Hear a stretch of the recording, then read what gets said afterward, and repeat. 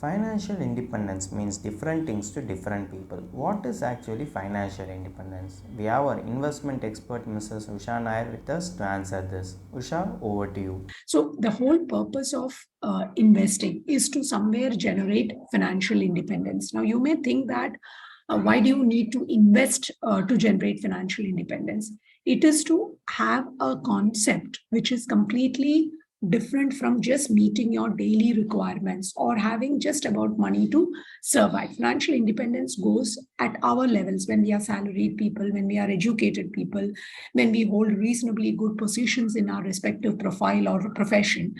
It is not just about meeting your two ends meet, etc. So there is way beyond that when we talk about financial independence. And now we all recollect that last year we are still continuing the celebration, something called Amrit Mahotsav. India celebrated 75 years of freedom last year, and we will be soon in this August hitting the 76th year of freedom. Now, the concept of freedom, if you look at it, and I want to link it to financial independence, the concept of independent India, the concept of freedom that we got. I'm quite sure if you talk to someone who is probably 80 or 90 years old, who was probably 15 or 20 years old when India became independent, or even someone who was 6 or 7 years old, who could have some memory of, the British India and then the free India in 1947. And if you talk to someone who is today probably in his 20s or even in 30s, even most of us who are part of this conversation have probably not born in the British India, but we have born much later into the independent India, right?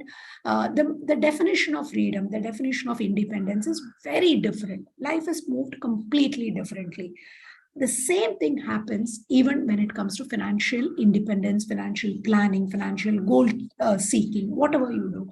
What 20 years back, each one of us, when we started our career, or 30 years back, if I'm 40 or 50, I would have started saving when I was 25, 26. If I did. If I didn't, then maybe it is only 15 years journey. A lot of people start saving, planning investments only when they are in their mid 30s, etc. So then, from then to now, the journey is very different. The concept of money has changed. The understanding has completely been different. Now, my appeal to each one of you, unlike, and I presume some of you at least would be techies or technology related professionals in the group. Technology is fast changing. What is technology today is not the relevant technology 4 or 5 years from today. But in finance, in money management, in investing, unfortunately or fortunately, it never changes. The principles of investing does not change.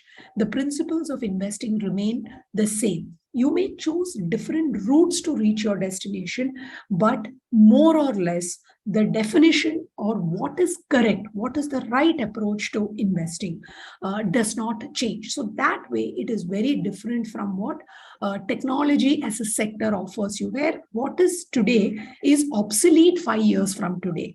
It just does not exist, and we all know that. We can, even if you are not a techie, you can recollect the technology of 2000, the technology of 2010 is not even relevant. It's junk. But finance is not such a topic.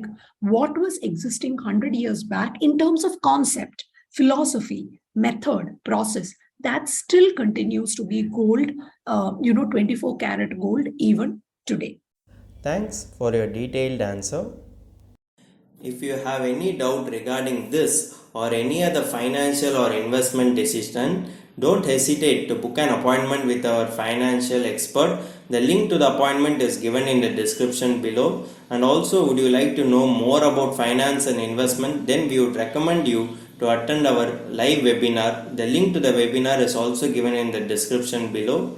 The webinar is absolutely free. If you like this video, hit like, and if you are new to our channel, please do subscribe.